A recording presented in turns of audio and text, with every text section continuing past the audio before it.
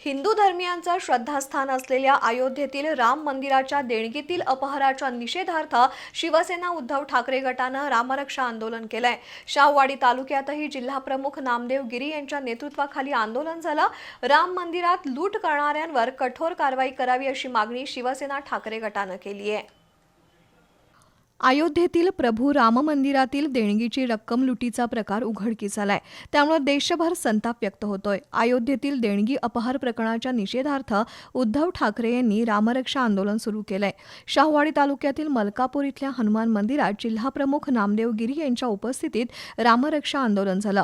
राम मंदिरातील देणगी चोरी प्रकरणाची सखोल चौकशी करावी, लूट करणाऱ्या आणि त्यांच्या पाठीराख्यांवर कारवाई करावी अशी मागणी करण्यात आली आहे। यावेळी उपजिल्हाप्रमुख बाबा पाटील, तालुका प्रमुख दत्ता पवार, योगेश कुलकर्णी, दिनकर लोहार, जयसिंग ठाकरे, नगरसेविका पल्लवी पवार, नेहा बेर्डे, सुरेखा घाटगे, नगरसेवक संजय मोरे, अभिजित गुरव, पूजा चव्हाण, राहुल पवार, दत्ता सोनावणे, अभिमन्यू पाटील, विनायक कुंभार, तेजस बेंडके यांच्यासह शिवसैनिक उपस्थित होते।